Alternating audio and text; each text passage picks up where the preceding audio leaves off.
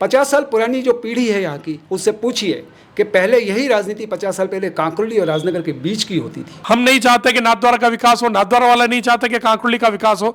जनप्रतिनिधि आपस में लड़ते रहते हैं। आखिर ये पुस्तक लिखने की आवश्यकता क्यों हुई? कोई भी मतदाता उस शपथ पत्र के आधार पर 6 महीने बाद जो उसने वादे किए हैं या अपना कैलेंडर बताया कि 6 महीने में ये काम करूंगा, नहीं करता है, कॉन्ट्रैक्ट एक्ट 72 की 1872 की धारा 72-73 में किसी कोर्ट में जाए और कहे कि साहब ये मुझसे वादा करके गया था। कोई भी मतदाता जी है आप में किसी में उम्मीदवार में ये जुझारूपन कि वो शपथ पत्र दे दे। और हर गोदाम के बाहर एक मोमेंट हो, एक कोई ऐसा मूर्ति है हो या ठाकुर जी की बंसी हो या ब्रज की लीलाएं हो, कुछ ऐसे मोमेंटोस यहाँ पर लगाए जाएं जो नाथद्वारा से लेकर गोमती चौराहे तक लगे और उनके ऊपर लाइटिंग हो। मैं आपको विश्वास दिलाता हूं कि जो व्यक्ति एक बार इस जगह से निकल गया वो इस जगह को कभी जिंदगी में नहीं भूल पाएगा। जैसे आधार कार्ड यहाँ का है तो मैं स्थानीय हूँ, या मेरा नागरिक यहाँ पर म्यूनिसिपैलिटी के रिकॉर्ड में मेरा नाम चढ़ा है तो मैं नागरिक हूँ, या मेरा वोटर। स्थानीय का मतलब स्थूल रूप से नहीं है। मेवाड़ के ये 4 केंद्र हैं जहां सर होके और 4 धाम की यात्रा शुरू होती है और 4 धाम की यात्रा खत्म होती है। धार्मिक पर्यटन बढ़े, किस प्रकार से धार्मिक स्थल एक दूसरे से कनेक्ट हो। मांग तो बहुत सारी है। आप कह दीजिएगा हम बुलेट ट्रेन ले आएंगे कांकुल नाथद्वारा के बीच में, आप कह दीजिएगा हम तो ब्रॉडगेज बना देंगे, आप तो मालूम नहीं क्या क्या कह दीजिएगा, हम समुद्र बना देंगे, बंदरगाह चल बना देंगे, लेकिन पैसा कहाँ से लाएंगे? भीम जैसे छोटे गांवों की महिलाएं एक अभियान चलाकर इस मद निषेध को कर सकती है, तो धर्म नगरी यहाँ पर तो हमको गवर्नमेंट का भी सपोर्ट मिलना चाहिए। मुद्दे जो होते हैं वो छोटे छोटे होने चाहिए, स्थानीय लोगों से जुड़े होने चाहिए। वो लाखों इस सोच के साथ आएंगे कि जब मैं नाथद्वारा जा रहा हूँ तो मेरे प्लान में द्वारकाधीश मंदिर भी है, मेरे प्लान में चारभुजा नाथ का मंदिर भी। यहाँ ये हुआ है कि 2-3 साल तक लोगों को मालूम नहीं था, व्यापारियों को मालूम था। आरसीएम की एक बहुत बड़ी डिमांड निकल गई, जीएसटी की।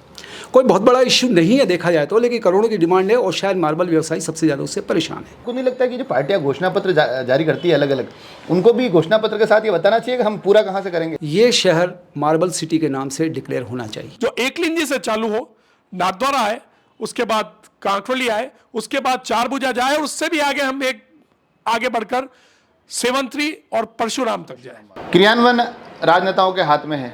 राजनेता अब आएंगे आपके पास, वोटों की तलाश में आएंगे। उन लोगों तक ये बातें कैसे पहुँचे, लोगों तक ये बातें कैसे पहुँचे?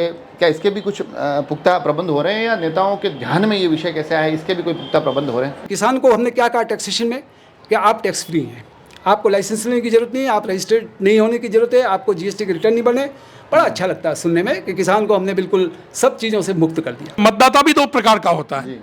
एक तो जब उसके सामने उम्मीदवार आता है तो वो हाथ जोड़कर खड़ा हो जाता है, और एक मतदाता वो होता है कि जब उम्मीदवार उसके सामने आए तो वो छाती ठोक कर खड़ा और ये कहे कि मैं आपको वोट क्यों दूं। यहाँ का जो इंफ्रास्ट्रक्चर है, यहाँ की जो संभावना है, यहाँ का जो पोटेंशियल है, उन चीज़ों को जो बखूबी समझता हो, मैं उसको स्थानीय कहता हूँ। नमस्कार। चुनावी दौर चल रहा है और चुनावी दौर में हालांकि हम अलग अलग राजनीतिक चेहरों से बातें कर रहे हैं, लोगों से राजनीतिक बातें कर रहे हैं। उन बातों का राजसमंद के धरातल से किस प्रकार से जुड़ाव है, उस जुड़ाव को टटोलने की कोशिश भी करते हैं, मगर अब थोड़ा सा गेयर बदल रहे हैं, थोड़ा सा परिदृश्य बदल रहे हैं और कोशिश कर रहे हैं कि अब मुद्दों तक पहुँचे, गैर राजनीतिक चेहरों तक पहुँचे और उनसे जाने आखिर आगामी चुनाव को लेकर वो सोचते क्या है। शुरुआत राजसमंद विधानसभा से कर रहे हैं, और राजसमंद विधानसभा से शुरुआत करने का एक मुख्य कारण होता है, वो कारण मेरे हाथ में है, एक पुस्तक के रूप में वो कारण सजा हुआ है, मेरे सपनों का राजसमंद। और ये जो पुस्तक लिखी गई है उस पर 2 नाम हैं, और वो दोनों नाम आज मेरे साथ उपस्थित है। तो उनसे मैं जानूंगा कि आखिर ये पुस्तक लिखनी क्यों पड़ी, आखिर ऐसी क्या बातें हैं जो इस हमारे राजसमंद को सपनों का राजसमंद बनाती है, उन सपनों के साकार होने का मार्ग क्या है, उस मार्ग को भी थोड़ा सा तलाशने की कोशिश करेंगे। और साथ ही किस प्रकार से राजनीतिक इच्छा शक्ति की आगे आने वाले समय में आवश्यकता रहेगी, उस पर भी चर्चा करेंगे। उस चर्चा के लिए हमारे साथ अभी 2 चेहरे हैं, बड़े जाने माने चेहरे हैं। पहला चेहरा होता है पद्मेश जी तेलंग, रिटायर्ड एडिशनल कमिश्नर है कमर्शियल टैक्सेस, जिसको इन दिनों जीएसटी कहा जाता है। और उसके बाद इस जीएसटी, इस टैक्स की दुनिया में अलग अलग जगह, अलग अलग सफ़र के बाद अभी यूँ लगे कि बड़े उचित मुकाम तक पहुँचे हैं। हमारे द्वारकाधीश मंदिर से जुड़े हैं, अभी भी सीओ है वहाँ, एडवाइज़र के रूप में आप अपनी सेवाएं दे रहे हैं। और उसके थोड़ा सा हम आगे जाएंगे तो एक चेहरा जो इन दिनों वैसे ही सभी का जाना माना है, मगर जब नवरात्रि का दौर आता है तो सबसे पसंदीदा चेहरा भी ये चेहरा बन जाता है। विनीत जी हमारे साथ बैठे हैं। विनीत जी सनाढ्य कार्यकारी अधिकारी हैं और बड़ी ही बेबाक तरीके से बोलने के लिए जाने जाते हैं, अपनी बातों को समय समय पर आप लोगों तक पहुंचाते रहते हैं। सबसे पहला सवाल मैं आपसे जानना चाहूँगा पद्मेश जी कि आखिर, दोनों से मेरा सवाल एक ही है, दोनों आप अपने अपने हिसाब से जवाब दीजिएगा, आखिर ये पुस्तक लिखने की आवश्यकता क्यों हुई? बहुत अच्छा सवाल है। पहले तो आपका धन्यवाद कि आपका चैनल हमको अवसर दे रहा है अपनी बात करने का। मैं सबसे पहले ये कहूँगा, एक तो हम गैर राजनीतिक चेहरे हैं, और जैसा आपने प्रश्न पूछा कि इस पुस्तक को लिखने की क्या ज़रूरत पड़ी, तो सपनों की जब बात होती है तो जब मेरे सपनों का भारत पुस्तक भी आ सकती है, महात्मा गांधी की, राष्ट्रपिता की, तो हम भी अपने आप को 130 करोड़ लोग अपने आप को राष्ट्रपुत्र तो मानते ही हैं। मैं राजसमंद का ही पुत्र हूँ, राजसमंद का वासी हूँ, तो मुझे लगा कि राजसमंद के जो मुद्दे हैं, अभी तक तो हम सरकार में रहे, नौकरियों में रहे और दूसरे क्षेत्रों में काम करते रहे, लेकिन अपने क्षेत्र से अगर जब जुड़ाव होता है तो यहाँ की समस्याओं को, वो समस्याएं आर्थिक हों, सांस्कृतिक हों, धार्मिक हों, सामाजिक हों, उन पे जब अंदर से कुछ वेदना होती है, तब लगता है कि हमारा आदर्श जनप्रतिनिधित्व कैसा होना चाहिए।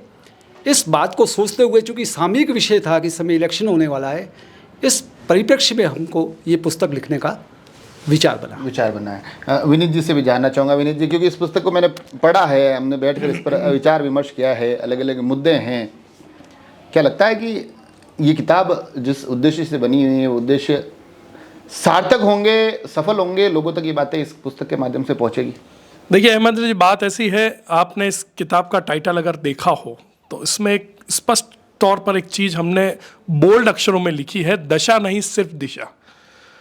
क्या हुआ और क्या होना चाहिए था, उससे इतर अब क्या होना चाहिए और हम राजसमंद को क्या दिशा दे सकते हैं, हमारे मुद्दों, हमारे सुझाव और हमारे आने वाले जनप्रतिनिधियों से हम आम मतदाताओं की क्या अपेक्षा है।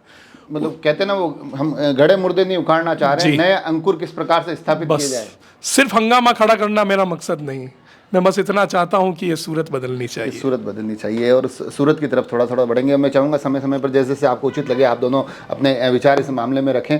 सबसे पहले, आखिर वो कौन से ऐसे मुद्दे हैं जिनको इस पुस्तक में शामिल किया गया है कि इन मुद्दों पर चर्चा होनी चाहिए, ये मुद्दे प्राथमिकता से देखे जाने चाहिए?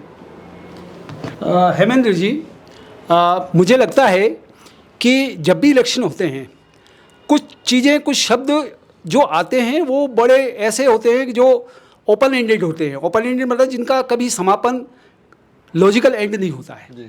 जैसे गरीबी, जैसे बेरोजगारी, जैसे महंगाई, स्थायी मुद्दे हैं, जैसे भ्रष्टाचार, नेताओं के स्थायी मुद्दे हैं। जी हाँ, ये मुद्दे ऐसे हैं कि आप कभी उछालिए, इमोशन वे में बड़े लोगों को अपील भी कर जाएंगे, लेकिन ये चारों मुद्दे पूरे विश्व में भी कहीं ख़त्म नहीं होते, नहीं हो सकते। तो मुझे लगता है कि वाले जो होते हैं, संकल्प जो होते हैं, मुद्दे जो होते हैं, वो छोटे छोटे होने चाहिए, स्थानीय लोगों से जुड़े होने चाहिए। आदमी को सीधा सीधा दिखना चाहिए कि मैंने जिस व्यक्ति को वोट दिया है वो मेरे छोटे छोटे मुद्दे क्या कर सकता है। तो हमने इस पुस्तक में जो सपने दिए हैं, अपने 10-12 सपने दिए हैं, वो सपने को शपथ के रूप में, संकल्प में दिए, और वो छोटे से मुद्दे जो सीधे सीधे राजसमंद के क्षेत्र से जुड़ते हुए दिखते हों, ताकि अगर उनका परिणाम आए तो दिखे। उन मुद्दों को जैसे मैंने पढ़ा भी है जी, उन मुद्दों में जैसे 2-3 मुद्दे तो ऐसे हैं जो शराबबंदी होनी चाहिए इस क्षेत्र में, किस प्रकार से धार्मिक पर्यटन बढ़े, किस प्रकार से धार्मिक स्थल एक दूसरे से कनेक्ट हो, उस पर तो मैं चाहूँगा कि विनीत जी अपने विचार बनाए। मैं उससे पहले मैं चाहता हूँ कि 2 मुद्दे जो मैं चाहता हूँ आपके माध्यम से जनता के सामने थोड़ा सा स्पष्ट हो। उसमें से एक तो आपने कहा है कि किस प्रकार से ये टैक्स का सिस्टम मार्बल के साथ जुड़ा हुआ है, उसमें सुधार होना चाहिए, और उसी के साथ साथ एक पैरेलल व्यवस्था शायद इसमें आपने बताई है कि किसानों को भी एक रिफंड की कुछ व्यवस्था की। ये 2 मुद्दों पर मैं चाहूँगा कि आप थोड़ा सा प्रकाश डालें। देखिए, 2 चीज़ बताऊँ, चूँकि इकोनॉमिक्स के क्षेत्र से मैं रहा हूँ, टैक्सेशन में भी रहा हूँ, तो और मैं यहाँ इस भीलवाड़ा डिवीज़न में भी आपको बताऊँ कि 2010 में डिप्टी कमिश्नर एडमिनिस्ट्रेशन था, तो ये इस पूरा area GST VAT value added tax के हिसाब से राजसमंद की मैं समस्याओं को जानता था। यहाँ के शायद आज की तारीख में एक छोटी सी बात कर रहा हूँ कि जो मार्बल व्यवसायी हैं, विशेष तौर पे माइंस वाले हैं, उन पे एक प्रोविज़न है GST का RCM, रिवर्स चार्ज मैकेनिज़्म। तो रॉयल्टी जो लगती है, रॉयल्टी पे जो RCM लगता है, GST लगता है, उसमें ये होता है कि अगला आदमी जिसको माल बेचा है वो GST नहीं देता है, वो देता तो भविष्य में जमा होता रहता है, चलता रहता। RCM में होता है कि आपने बेचा है, आपका ही फर्ज बनता है कि आप पहले, सबसे पहले सरकार को वो पैसा जमा करते हैं। यहाँ ये हुआ है कि 2-3 साल तक लोगों को मालूम नहीं था, व्यापारियों को मालूम था। RCM की एक बहुत बड़ी डिमांड निकल गई GST की, कोई बहुत बड़ा इश्यू नहीं है देखा जाए तो, लेकिन करोड़ों की डिमांड है और शायद मार्बल व्यवसायी सबसे ज़्यादा उससे परेशान है। मैं समझता हूँ कि अगर ऐसा छोटा सा मुद्दा, ये एक स्थानीय मुद्दा है क्योंकि मार्बल का क्षेत्र यही है, यदि कोई कैंडिडेट इस चीज़ को आगे ले जाके हाईलाइट करे तो जो SGST है, स्टेट का GST टैक्स है, एक्ट है, उसमें कहीं ना कहीं कोई अमेंडमेंट करके इसका रास्ता निकल सकता है। ये एक छोटा जैसे स्थानीय मुद्दा बताया। दूसरे मुद्दे जैसे है कि यहाँ व्यापारियों की अगर बात करूँ, करोड़ों रुपए व्यापारी टैक्स देता है और अगर उसका धंधा डूब गया, मर गया, कुछ हो गया तो कोई इंश्योरेंस की पॉलिसी नहीं है, सरकार उसको उसकी पलट के कुछ नहीं। मैं जब डिपार्टमेंट में था तब भी मैं इस बात को सजेस्ट करता था कि क्यों नहीं हम सरकार की तरफ से इंश्योरेंस करें। राजस्थान रोडवेज की बस में आप बैठते हैं, 1 रुपया इंश्योरेंस का कटता है, मरे नहीं मरे, क्लेम हुआ नहीं हुआ, वो अलग बात है, लेकिन सरकार ने प्रोविज़न तो दिया है। तो मैं समझता हूँ कि स्टेट से हम यहाँ का जनप्रतिनिधि जो भी जीत के जाए वो ये तो कहे कि जितना टैक्स एक व्यापारी यहाँ का देता है, यहीं का नहीं पूरे राजस्थान का देता है, एक सर्टेन % उसमें गवर्नमेंट उसका इंश्योरेंस कराए, जब कैजुअलिटी हो उस पर संकट आए उस इंश्योरेंस को दे। और तीसरी बात जो मार्बल की मैंने बात की, ये शहर मार्बल सिटी के नाम से डिक्लेयर होना चाहिए, मार्बल मंडी, उसमें मार्बल मंडी भी आए, मार्बल सिटी के संग मार्बल इसका शहर का सौंदर्यीकरण भी हो और मार्बल के व्यवसायियों को सबसे ज़्यादा। और दूसरा मेरा ये कहना है कि चूँकि धर्म है, पर्यटन है, तो मद्य निषेध है, ये सब पॉइंट भी इसमें होने। इसमें मैं विनय जी से चाहूँगा, क्योंकि देखिए थोड़ा सा मैं दर्शकों से भी आग्रह करूँगा कि बातों को थोड़ा सा गहराई में जाके समझने की ज़रूरत है। हम एक कोई बिल्कुल हवाई बातें नहीं कर रहे हैं। जैसा कि आपने कहा कि सुरक्षा, व्यवसायों की सुरक्षा, व्यवसायों के टैक्स के उचित प्रबंध, ये बड़ी आधारभूत बातें हैं, इन बातों को समझना जरूरी है। इन बातों के साथ साथ कुछ जो अमुक पॉइंट मैंने जो डिस्कस किए, मैं चाहता था विनीत जी आप थोड़ा सा उसमें बताएं कि शराबबंदी, धार्मिक, हम बाहर देखते हैं कई प्रदेशों में मेरे हिसाब से अनेक धार्मिक स्थानों पर शराबबंदी जैसी मुहिम लागू हो चुकी है जी। तो आपको लगता है कि ये चीज़ें यहाँ आनी चाहिए, धार्मिक पर्यटन विकसित होना चाहिए? जी बिल्कुल। आपने कई शहरों की बात कही, मैं आपको एक राज्य की बात बताता हूँ, बिहार। बिहार का नाम आते ही और हमारे मन में एक जो चित्र उकरता है वो ऐसा, मतलब गुंडागर्दी, अपराध और सबसे पिछड़ा वर्ग। उस प्रदेश के मुखिया ने जब बिहार जैसे प्रदेश में शराबबंदी कर दी, वो डिसीजन कितना बड़ा रहा होगा। नहीं, उसके साथ साथ जैसे शहरों की भी बात करें ना जी, धार्मिक शहर के नाते हम चाह रहे हैं, तो मेरे हिसाब से अयोध्या को लेकर, वहाँ यूपी में 3-4 शहरों में ऐसा हो चुका है और अभी हाल ही में अयोध्या को लेकर भी आया है। मैं उसी पे आ रहा हूँ, तो बिहार मोटा रूपी, वहाँ धर्म भी होगा, सब होगा, लेकिन उन्होंने कर दिया। राजसमंद, नाथद्वारा, चारभुजा, 3 धर्म नगरी है। मेवाड़ के 4 आराध्य, कहते हैं कि मेवाड़ के ये 4 केंद्र हैं जहां सर होके और 4 धाम की यात्रा शुरू होती है और 4 धाम की यात्रा खत्म होती है। नाथद्वारा में हजारों गुजराती वैष्णव, लाखों गुजराती वैष्णव आते हैं, उनमें से कुछ कांकरोली की तरफ भी आते हैं और कुछ चारभुजा भी जाते हैं। अगर इच्छा शक्ति हो तो बिल्कुल ये पॉसिबल हो सकता है। और उसमें इस किताब में आदरणीय पजमेश जी ने एक रोड मैप दिया है कि हम कैसे मद निषेध करें। तो पहली बात तो ये कि जब भीम जैसे छोटे गांवों की महिलाएं एक अभियान चलाकर इस मद निषेध को कर सकती है, तो धर्म नगरी यहाँ पर तो हमको गवर्नमेंट का भी सपोर्ट मिलना चाहिए, यहाँ पर हमको युवाओं का सपोर्ट मिलना चाहिए, यहाँ पर हमको महिलाओं का सपोर्ट मिलना चाहिए, मीडिया का सपोर्ट मिलना चाहिए और श्रद्धालुओं का सपोर्ट मिलना चाहिए। गवर्नमेंट का टैक्स कैसे पूरा होगा? तो आपने एक सजेशन इसमें दिया है कि हर घर में दूध आता है, आपके घर में भी आता है, मेरे घर में भी आता है, और शराब से अगर सबसे ज्यादा हानि, सबसे ज्यादा नुकसान जो पीने वाला उसको तो हो ही रहा है, लेकिन सबसे ज्यादा नुकसान उस महिला को हो रहा है जिसका वो पति है, जिसका वो बच्चा है। अगर महिलाओं को प्रेरित किया जाए और पर लीटर दूध पर 50 पैसा भी हम सरचार्ज लगाए, तो मैं नहीं समझता कि जो टैक्स की हानि गवर्नमेंट को यहां से होगी उसकी भरपाई नहीं हो सकती, उससे कहीं ज्यादा भरपाई गवर्नमेंट को हो जाएगी। और पूरे राजस्थान ही नहीं, पूरे देश में राजस्थान गवर्नमेंट का एक मैसेज जाएगा कि हमने हमारी पर्यटन नगरी, हमने हमारी धार्मिक नगरी को मद निषेध किया है और आगे जो दूसरे जो क्षेत्र है उनको भी एक सीख यहाँ से मिलेगी। इसमें जैसे आपने इस मुद्दे के साथ साथ एक मुद्दा ये भी जोड़ा, अभी हमने इसका जिक्र भी किया, उस जिक्र में ये कहा कि लाखों श्रद्धालु नाथद्वारा आते हैं, उसमें से कुछ राजसमंद भी आते हैं, कुछ चारभुजा नाथ भी जाते हैं। तो क्या जो आप धार्मिक पर्यटन की बात कर रहे हैं, और इसमें एक महत्वपूर्ण बिंदु मैं जोड़ना चाहूँगा, क्योंकि अभी इन बिंदुओं को जोड़ने की बात हो रही। थोड़े दिन पहले राजस्थान के विधानसभा अध्यक्ष, उन्होंने भी ये बिंदु उठाया है कि मैं राजसमंद और नाथद्वारा को एक प्राधिकरण बनाए। शायद थोड़े दिनों पहले देवस्थान विभाग की कोई बैठक हुई थी, उसमें आप लोग गए थे और आपने भी ये सेम मुद्दा उसमें रेज किया था कि हाँ ऐसा होना चाहिए। तो आपको नहीं लगता है कि इस मुद्दे को थोड़ा सा धरातल पर उतारेंगे तो जो लाखों वहाँ आ रहे हैं वो लाखों इस सोच के साथ आएंगे कि जब मैं नाथद्वारा जा रहा हूँ तो मेरे प्लान में द्वारकाधीश मंदिर भी है, मेरे प्लान में चारभुजा नाथ का मंदिर भी है। बिल्कुल, बहुत सही है। देखिए अभी राजस्थान गवर्नमेंट ने विजन 230 का एक कार्यक्रम रखा था और अलग अलग डिपार्टमेंट के अलग अलग विषयों के लोगों को उन्होंने बुलाया था। देवस्थान विभाग, क्योंकि हम द्वारकाधीश मंदिर से जुड़े हैं, तो हमको वहाँ से आमंत्रित किया। आदरणीय पद्मेश जी उस वक्त लंदन थे, तो मैंने उनको जब बताया तो उन्होंने कहा कि मैं एक डॉक्यूमेंट बना के आपको भेज रहा हूं और आप इस डॉक्यूमेंट को वहां पर प्रस्तुत करिएगा। उस डॉक्यूमेंट में सीधे तौर पर आपने मथुरा विकास प्राधिकरण, मथुरा वृंदावन विकास प्राधिकरण की चर्चा की थी और उन्होंने बताया था कि नाथद्वारा और कांकरोली की ही तर्ज पर मथुरा और वृंदावन दो धार्मिक नगरी हैं और उनके बीच में एक विकास प्राधिकरण का गठन 1976-77 से बना हुआ है वही विकास प्राधिकरण वहां के संपूर्ण क्षेत्र का विकास करता है। आपने देखा होगा अभी नाथद्वारा और कांकरोली दो हिस्सों में बटा हुआ है, एक खाई दोनों हिस्सों में पड़ी हुई है। हम नहीं चाहते कि नाथद्वारा का विकास हो, नाथद्वारा वाला नहीं चाहते कि कांकरोली का विकास हो। जनप्रतिनिधि आपस में लड़ते रहते हैं और ये मुद्दा इतना हावी हो गया है कि अब नाथद्वारा और कांकरोली वालों जो आम लोग हैं उनके मन में भी कहीं खटास एक दूसरे के प्रति आने लग गई है। अगर मथुरा और वृंदावन की तर्ज पर नाथद्वारा कांकरोली विकास प्राधिकरण का गठन होता है तो ये खाई मिटेगी। इसके साथ जो श्रद्धालु अभी नाथद्वारा आकर ही वापस लौट जाते हैं उनको कांकरोली और कांकरोली से आगे चारभुजा तक हम जोड़ सकते हैं और एक नया पर्यटन और धार्मिक सर्किट हम बना सकते हैं जो एकलिंजी से चालू हो, नाथद्वारा आए, उसके बाद कांकरोली आए, उसके बाद चारभुजा जाए और उससे भी आगे हम एक आगे बढ़कर सेवंतरी और परशुराम तक जाए। बिल्कुल बिल्कुल, ये एक सर्किट है। मगर इसमें जैसे कि कुछ चीज़ें, मैं एक और महत्वपूर्ण विषय पर आऊँगा जो मैंने थोड़ी देर पहले, और उस विषय पर अब आना उचित होगा क्योंकि पर्यटन की बातें हुई है, पर्यटन में रोजगार की बातें हुई है, व्यापारी वर्ग की बात हुई है, मगर वर्ग होता है किसान वर्ग। उसके लिए एक बहुत बेहतरीन जो विकल्प है, एक बहुत बेहतरीन मैं यूँ कहूँगा कि सुविधा का जिक्र इस पुस्तक में है कि किस प्रकार से उनको भी एक रिफंड का जो टैक्स की प्रक्रिया है उसमें रिफंड का हिस्सा बनाया जा सके, वो मैं चाहूँगा आप ब्रीफ करें। मगर उससे पहले मैं थोड़ा सा, मेरी जिज्ञासा का इसलिए होगा कि कुछ पॉइंट आप नोट कर रहे थे, उसमें सबसे पहले लिखा हुआ था कि हमारा कैंडिडेट कैसा हो, उसमें स्थानीय लिखा हुआ है जी। तो स्थानीय बाहरी वैसे भी राजसमंद में इतना चल रहा है, तो ये भी उसी का हिस्सा है या इस स्थानीय की परिभाषा कुछ और है? हेमंत जी बहुत अच्छी बात कही और मैं भी चाह रहा था कि आप ये प्रश्न पूछते।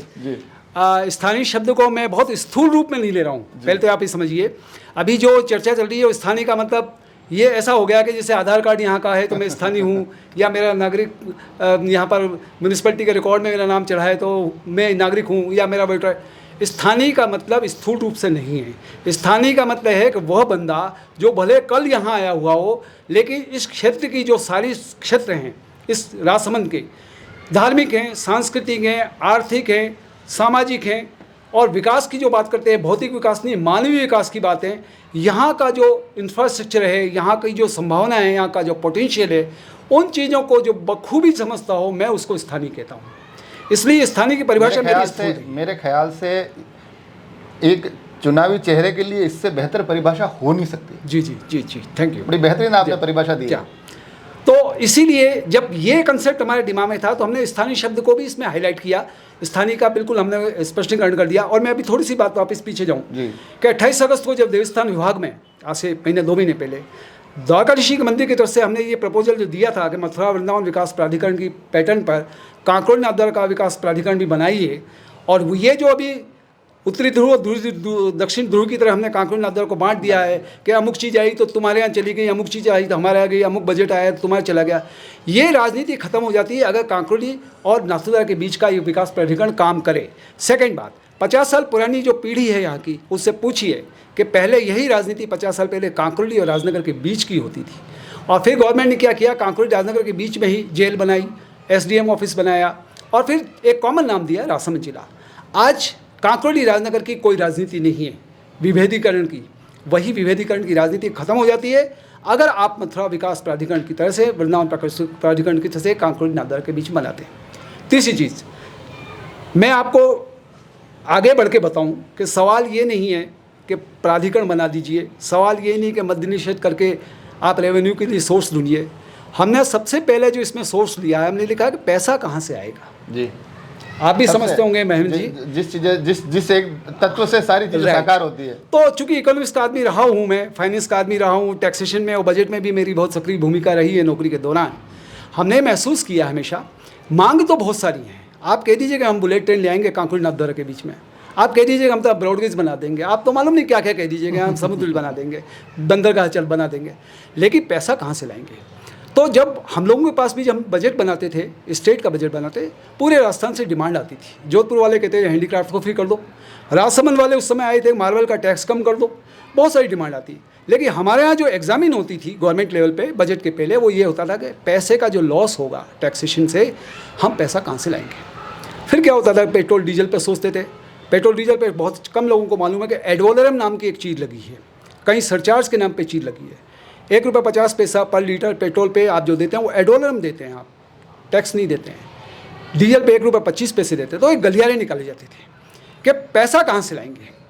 तो हमारा विजन इसमें ये है कि हमने जितने विजन दिए हैं 10-12, सबसे पहले हमारा कैंडिडेट, हमारा जनप्रतिनिधि ये कहे कि पैसे लाने का रोड मैप मैं बताता हूँ।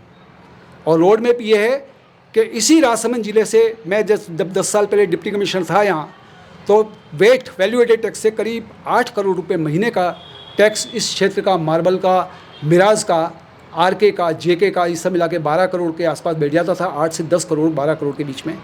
रॉयल्टी अलग थी, आरटीओ अलग था, स्टैम्प ड्यूटी अलग थी। उस ज़माने में 20 करोड़ था।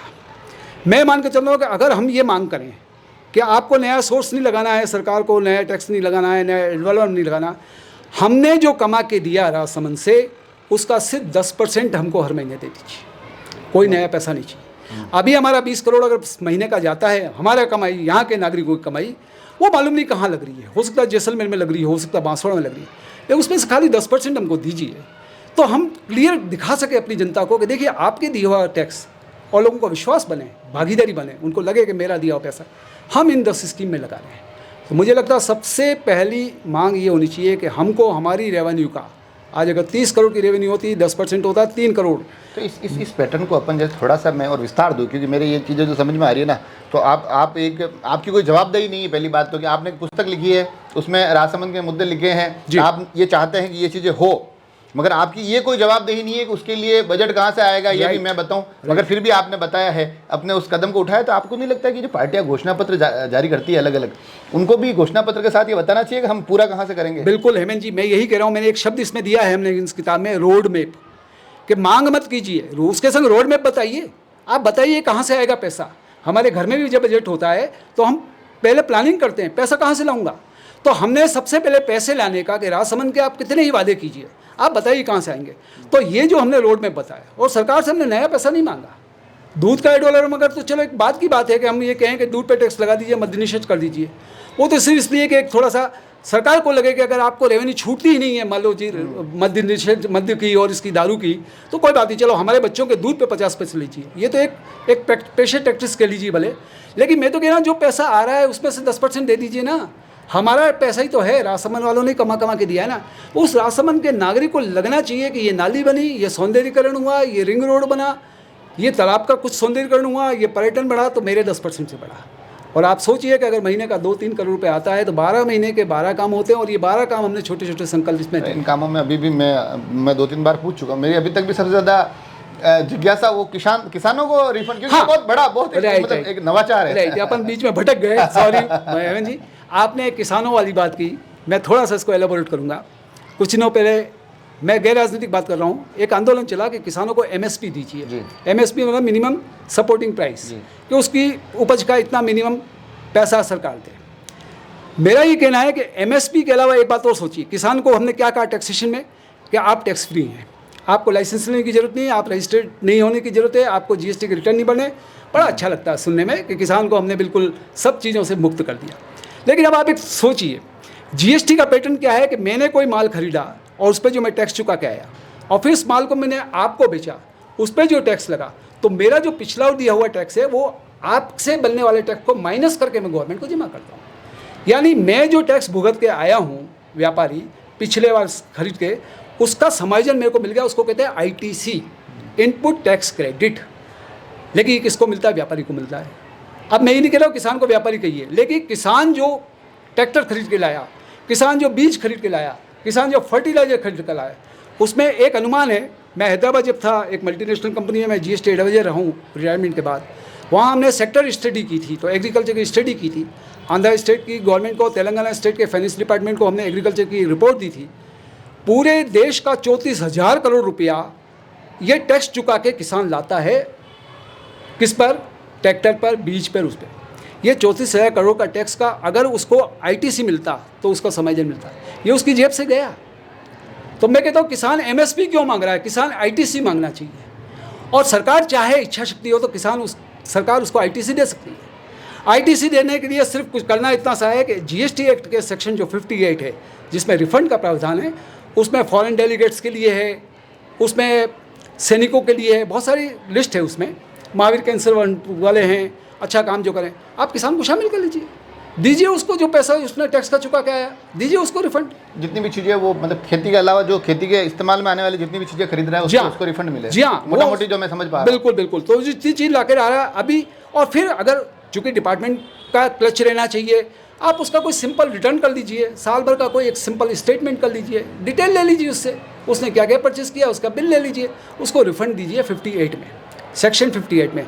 और ये बहुत बड़ा मामला नहीं है। नेशनल लेवल पर गवर्नमेंट चाहे तो जो GST एक्ट है कंप्लीट सेंट्रल का भी और उसका, वो सेंट्रल काउंसिल जो है वो कर सकती है। और नहीं तो राजस्थान स्टेट SGST में अपने हिस्से का जो टैक्स बनता है उसको माफ़ कर दे और स्टेट बजट प्रोविज़न में एक प्रोविज़न डाल दे अपनी बजट से, तो किसानों को टैक्स माफ़ी हो सकती है पूरे। बड़े ये पॉलिसी मैटर, अलग अलग मुद्दे इसमें शामिल है। मैं मुद्दे देख भी रहा हूँ। विनीत जी से मैं थोड़ा सा ये जानना चाहूँगा कि विनीत जी, मुद्दे आपने काफ़ी सारे शामिल कर दिए हैं। कुछ मुद्दे तो मेरे को सुन के भी मेरे को ये लग रहा है कि ये दृष्टिकोण भी हो सकता है, किसानों को रिफंड मिले, मतलब ये दृष्टिकोण हो सकता है। बड़े बेसिक तरीका बताया है, मगर ये बेसिक तरीके आप और हम चर्चा कर सकते हैं, इस पर बैठकर बातें कर सकते हैं, एपिसोड बना सकते हैं, मगर क्रियान्वयन राजनेताओं के हाथ में है।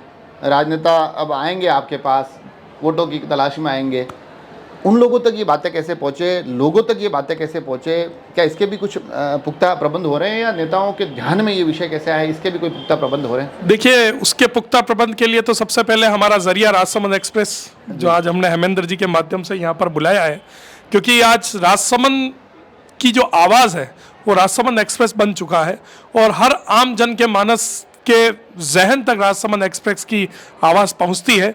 पहला मुद्दा तो हमारा यही है कि आपके माध्यम से हम यह लोगों तक पहुंचाएं, और उसके अलावा भी हम ये किताब उन तमाम उम्मीदवारों तक पहुंचाने का प्रयास कर रहे हैं जो चुनाव लड़ने वाले हैं, उन तमाम जागरूक मतदाताओं तक पहुंचाने का प्रयास कर रहे हैं जो अपने उम्मीदवार से सवाल पूछने का दम रखते हैं।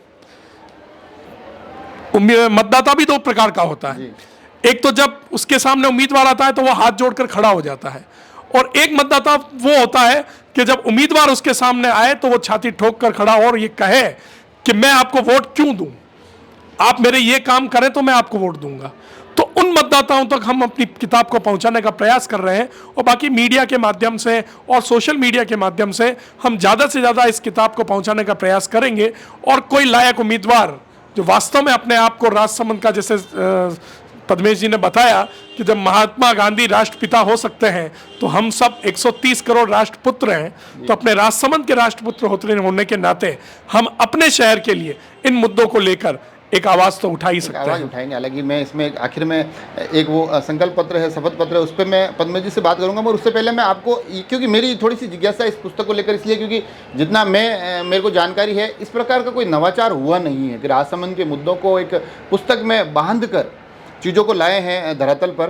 तो मेरा थोड़ा लालच ये भी बढ़ रहा है कि चुनाव है, चुनाव के वक्त पुस्तक आई है, मगर ऐसा भी ना हो कि चुनाव के इस दौर के ख़त्म होने के साथ इस पुस्तक का प्रभाव खत्म हो जाए। तो क्या ऐसी भी कोई कोशिश रहेगी भविष्य में कि इस क्षेत्र के अलग अलग लोगों को जोड़ते हुए, जैसे कि जो धर्म पर्यटन का मैं जिक्र करूँ तो आप लोगों की एक महत्वपूर्ण भूमिका हो सकती है, अगर नाथद्वारा मंदिर से जुड़े हुए तमाम लोगों से आप संवाद स्थापित करें, इस प्रकार की भी कुछ कोशिश आपस में? जी बिल्कुल, जैसे आपने अभी कुछ दिनों पहले आपने हमारा कवरेज भी लिया था, द्वारकाधीश मंदिर ने मंथन नाम से कार्यक्रम किया था, जिसमें राजसमंद पर्यटन को कैसे बढ़ाया जाए और राजसमंद में लोगों को कैसे लाया जाए, उसको लेकर पूरे भारतवर्ष से हमने लोगों को बुलाया।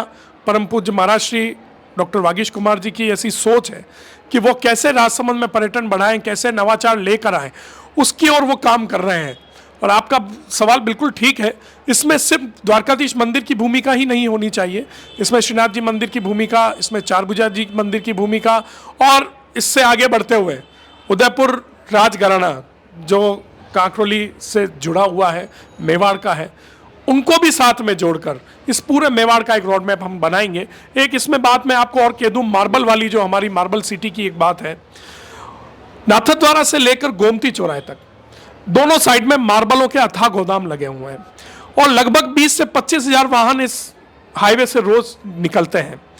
आज दिन तक कभी किसी ने प्रयास नहीं किया, लेकिन आज हम प्रयास करें, क्योंकि दशा नहीं सिर्फ दिशा की बात हो रही है। ये प्रयास बताया, उससे पहले बता दूं कि ये भी सिर्फ चर्चाओं में नहीं निकली, ये भी पुस्तक में बिल्कुल पंक्तिबद्ध तरीके से लिखी हुई है।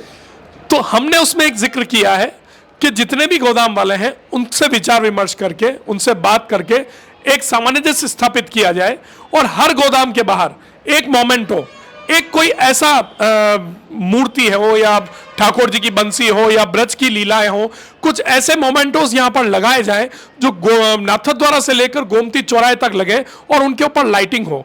मैं आपको विश्वास दिलाता हूं कि जो व्यक्ति एक बार इस जगह से निकल गया वो इस जगह को कभी जिंदगी में नहीं भूल पाएगा।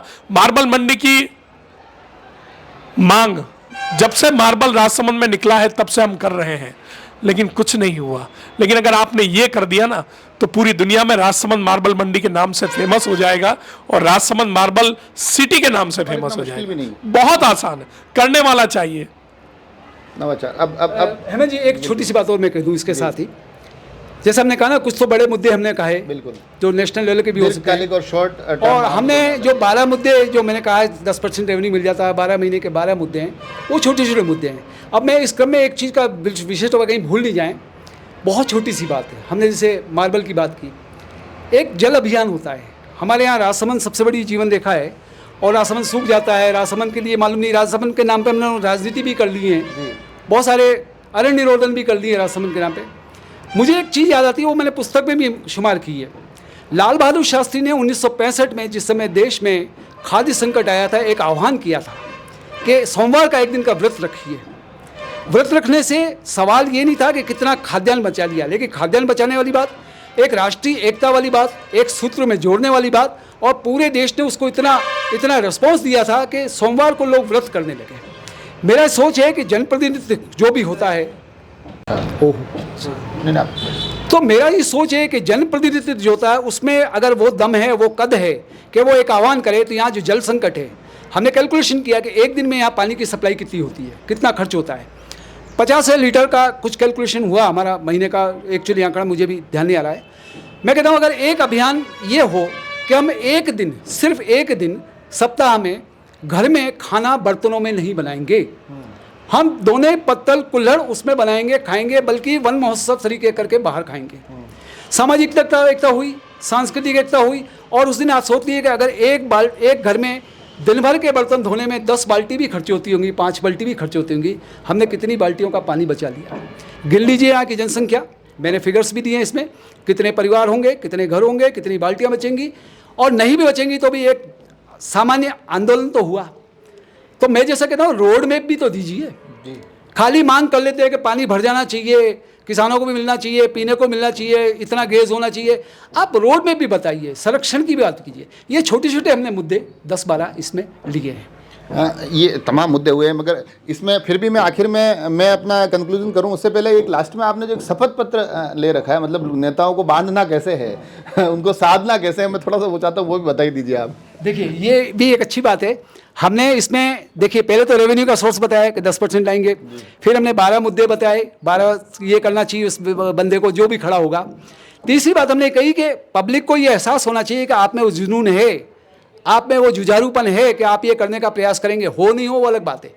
तो उसके लिए हमने एक कंसेप्ट दिया है कि आप एक शपथ पत्र दीजिए, घोषणा पत्र मत दीजिए, शपथ पत्र दीजिए, एफिडेविट में स्टाम्प में लिख के दीजिए इलेक्शन लड़ने के पहले, जिसमें पूरा प्रारूप भी दिया है इसमें शपथ पत्र का, कि आप कहिए कि ये शपथ जितनी मैं ले रहा हूँ, इतने 12 प्रोग्राम्स की, ये मेरे कॉन्ट्रैक्ट हैं। और इंडियन कॉन्ट्रैक्ट एक्ट 1872 की सेक्शन 2H है, जिसमें कॉन्ट्रैक्ट की परिभाषा है, और धारा उसकी 72 और 73 है कि अगर आपका कॉन्ट्रैक्ट में कोई भी वादा खिलाफी करते हैं तो आपके खिलाफ क्रिमिनल एक्शन हो सकता है। तो अगर कोई कैंडिडेट शपथ पत्र लिख के दे कि मेरे ये वादे हैं, ये मेरा प्रोग्राम है और 6 महीने का मेरा खुद का प्रयास का कैलेंडर ही है। उस कैलेंडर में हमने टाइम दिया है, शुरू के 3 महीने जीतते ही वो 10% की रेवेन्यू लाए और अगले 3 महीने में वो 10-12 अभियान पूरे करे, जिसके लिए धरना प्रदर्शन। मोटा मोटी मैं जितना समझ पाया हूँ शपथ पत्र को लेकर आप कह रहे हैं कि हमने कुछ इस प्रकार के प्रोविजन किए हैं कि अगर कोई व्यक्ति इन मुद्दों पर सहमति जताता है और वो नहीं कर रहा है ना, तो वो अपराध कर रहा है। वो अपराध कर रहा है और इसलिए कोई भी मतदाता उस शपथ पत्र के आधार पर 6 महीने बाद जो उसने वादे किए हैं या अपना कैलेंडर बताया कि 6 महीने में ये काम करूंगा, नहीं करता है, कॉन्ट्रैक्ट एक्ट 72 की 1872 की धारा 72-73 में किसी कोर्ट में जाए और कहे कि साहब ये मुझसे वादा करके गया था। कोई भी मतदाता जी है आप में किसी में उम्मीदवार में ये जुझारूपन कि वो शपथ पत्र दे दे, तो शपथ पत्र का प्रोविजन इसीलिए दिया कि घोषणा पत्र मत कहिए, शपथ पत्र दीजिए और बांधिए अपने आप को खुद को। ये नहीं कि खाली वादे कर लिए भूल गए। तो आप शपथ पत्र में ये कॉन्ट्रैक्ट एक्ट की धारा 72 को मैंने इसलिए मेंशन किया है। विनीत जी, ऐसे मैं जानना चाहूँगा, अगर कोई व्यक्ति इस किताब को चाहे कि ये किताब मुझ तक पहुँचे, मैं इस किताब को पूरा पढूं, तो उसके लिए क्या हो सकता है? देखिए, अगर किसी को भी ये किताब चाहिए, वैसे तो हम प्रमुख लोगों तक ये किताब पहुंचा रहे हैं, क्योंकि हमारा मकसद कोई पब्लिसिटी करना नहीं है। ना मुझे पब्लिसिटी की आवश्यकता है और ना आदरणीय पद्मेश जी सर को पब्लिसिटी की आवश्यकता है। हमारे मन में एक पीड़ा थी और वर्षों से आपने मुझे देखा है, मैं राजसमंद की हित की बात कई मंचों पर कई तरीके से करता आया हूं, लेकिन मुझे एक साथ मिला आदरणीय पद्मेश जी के साथ से जब मैं आया और हम दोनों की सोच जब हमने देखी कि एक जैसी है, तो आपके मन में यह था कि मैं किताब निकालूं। मेरे से जब चर्चा हुई तो मैंने बिल्कुल कहा मैं कि सर आप निकालिए, मेरा पूरा आपका साथ है। तो किसी को भी ये पुस्तक चाहिए तो आप ज़रूर हमसे कांटेक्ट करें, हम आपको ये पुस्तक दे लेंगे। और जाते जाते मैं एक बात और कहूँगा, क्योंकि राजसमंद झील की बात कहीं थोड़ी सी अधूरी रह गई है, तो वो मैं आपको थोड़ा, एक और चुनाव है और चुनाव में ये बात होनी ज़्यादा ज़रूरी है। अभी शहर और गाँवों के बीच में नाथद्वारा और कांकुली जैसी स्थिति है, पानी वापस भरा हुआ है। शहर वाले कह रहे हैं कि पानी हमारे पास रहना चाहिए, गाँव वाले कह रहे हैं कि पानी हमारे लिए खेती के लिए आना चाहिए। हक दोनों का है, मांग दोनों की जायज़ है, लेकिन फिर वही बात कि किसी जनप्रतिनिधि के पास ऐसा रोड मैप नहीं है कि वो किस तरह से इस जल का डिस्ट्रीब्यूशन करे ताकि शहर वाले भी खुश रहें, गांव वाले भी खुश रहें। तो इसके लिए भी कोई प्रयास होना चाहिए। हमारा नेक्स्ट अंक जब आएगा, आदरणीय पद्मेश जी उसके ऊपर रिसर्च कर रहे हैं, ये बात कहनी नहीं थी लेकिन फिर भी मैंने कह दी है कि एक ऐसा वैकल्पिक जल स्रोत और डेवलप करना पड़ेगा जिससे राजसमंद झील भी भरी रहे और किसानों को भी भरपूर मात्रा में पानी मिलता रहे। तो देखा आपने, एक अलग अलग चर्चाएं मैंने कई बार की है और कई बार ऐसी चर्चाएं भी की है जो यथार्थ से दूर थी। कई बार सिर्फ और सिर्फ आवश्यकताएं थी, आपूर्ति कैसे हो इसका जिक्र नहीं था। इसलिए आज मुझे खुद को ये एपिसोड बड़े विशेष लगा और विशेष ये पुस्तक भी लगी। हालांकि इस पुस्तक पर 2 नाम लिखे हुए, मगर यकीन मानिए जब मैंने ये सारी बातें सुनी, इन मुद्दों से मैं जुड़ा, तो मुझे लगा कहीं ना कहीं मैं भी इस किताब का एक हिस्सा हूँ। और सिर्फ मैं ही नहीं, हर एक वो व्यक्ति जिसके सपनों का एक राजसमंद है, जिसके सपनों में कोई राजसमंद बसता है और उस सपनों के राजसमंद को बसाने की जो पूरी की पूरी यात्रा है, उस यात्रा में ये तमाम मुद्दे हैं, मार्बल, किसान, टैक्स का सिस्टम, सारी की सारी चीज़ें अगर आपके मुद्दों के माध्यम से होती हुई इस मार्ग से जुड़कर किसी सपनों के राजसमंद तक पहुंचती है, तो यकीन मानिए फिर ये किताब आपकी, मेरी, हम सभी की है। यहाँ से कुछ मुद्दे उठाकर लाया था, मगर मुझे लग रहा है कि एक एपिसोड अधूरा रहेगा। कोशिश करूँगा कि इस एपिसोड के साथ ये एक संकल्प पत्र मैं भी भर के जाऊँ कि जल्दी ही इसका कोई दूसरा हिस्सा भी लेके आऊँगा जिसमें कुछ और बातें होगी, इस पुस्तक की कुछ और दशा और दिशा मैं आप तक पहुँचाने की कोशिश करूँगा। आप सभी लोग जुड़े रहे राजसमंद एक्सप्रेस से। धन्यवाद।